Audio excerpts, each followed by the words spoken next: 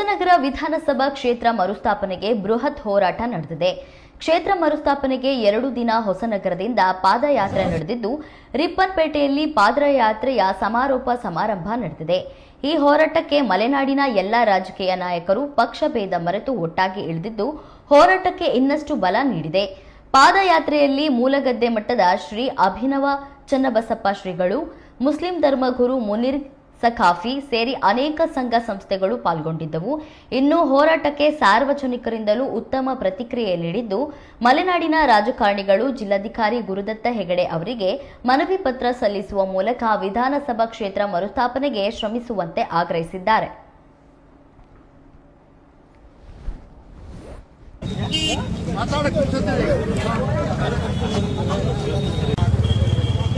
ಮತ್ತು ಇಲ್ಲಿ ಹೋದರೆ ಮತ್ತು ನಾನೀಗ ನಿಮ್ಮ ಹುಡ್ಕೊಂಡು ನಾನು ಮತ್ತೆ ಒಬ್ಬನೇ ಬರ್ಬೇಕು.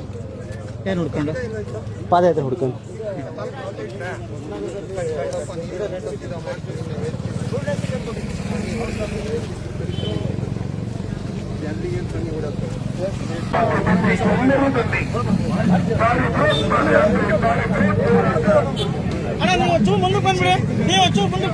ಜಿಲ್ಲೆಯವರಿಗೆ ವಿಷಯ ಹೊಸನಗರ ವಿಧಾನಸಭಾ ಕ್ಷೇತ್ರವನ್ನ ಮರುಸ್ಥಾಪನೆಗೊಳಿಸಲು ಆಗ್ರಹಿಸಿ ಮನವಿ.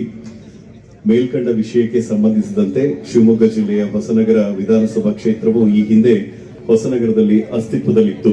ನಂತರ 2008ರ ವಿಧಾನಸಭಾ ಕ್ಷೇತ್ರಗಳ ಮರು ವಿಂಗಡಣೆ ಮಾಡಿ ಸಾಗರ, ತೀರ್ಥಹಳ್ಳಿ, ಶಿವಮೊಗ್ಗ ಕ್ಷೇತ್ರಗಳಿಗೆ ಹಂಚಲಾಗಿದೆ.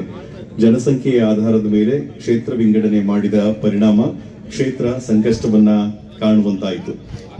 ಎಲ್ಲರೂ ಜೈ ಹೇಳಬೇಕು. ಹೇಳಿ, ಭಾರತ್ ಮಾತಾ ಕಿ ಭಾರತ್ ಮಾತಾ ಕಿ ವಂದೇ ವಂದೇ. ವ್ಯಕ್ತಿಯನ್ನ ಹೊಸನಗರ ಪಡೆದಿದೆ. ಗೌರವ ಬೋಲೋ ಭಾರತ್ ಮಾತಾ ಕಿ.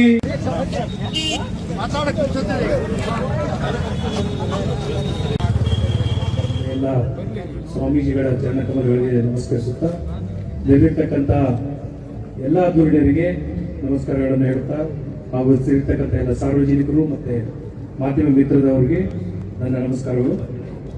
2 ದಿವಸಗಳಿಂದ ನಡೆದಿರ್ತಕ್ಕಂಥ ಈ ಕಾಲ್ನಡಿಗೆ, ಆನಂತರ ಇಲ್ಲಿ ಬಂದು ಸಮಾವೇಶ ರೂಪದಲ್ಲಿ ತಾವು ಮನವಿನ ಏನು ಕೊಟ್ಟಿದ್ದೀರಾ, ಅದನ್ನು ಯಥಾವತ್ತಾಗಿ ರಾಜ್ಯ ಸರ್ಕಾರಕ್ಕೆ ಕಳುಹಿಸಿ ಅದರಲ್ಲಿ ಸೂಕ್ತ ಕ್ರಮ ಆಗುವ ರೀತಿ ಶಿಫಾರಸನ್ನ ಮಾಡ್ತೀನಿ ಅಂತ ಹೇಳಿ ನನ್ನ ಮಾತನ್ನು ಮುಗಿಸ್ತೇನೆ. ಧನ್ಯವಾದಗಳು ಸರ್. 2028-29 ಸಾಲಿನ ಚುನಾವಣೆಗೆ ನಮ್ಮ ಪ್ರತಿನಿಧಿಯ ಎಲ್ಲ ಸ್ವಾಮೀಜಿಗಳ ಚರಣಕಮಲಗಳಿಗೆ ನಮಸ್ಕರಿಸುತ್ತಾ, ಇಲ್ಲಿರ್ತಕ್ಕಂಥ ಎಲ್ಲ ಧುರೀಣರಿಗೆ ನಮಸ್ಕಾರಗಳನ್ನು ಹೇಳುತ್ತಾ, ಹಾಗೂ ಸೇರಿರ್ತಕ್ಕಂಥ ಎಲ್ಲ ಸಾರ್ವಜನಿಕರು ಮತ್ತೆ ಮಾಧ್ಯಮ ಮಿತ್ರದವರಿಗೆ ನನ್ನ ನಮಸ್ಕಾರಗಳು.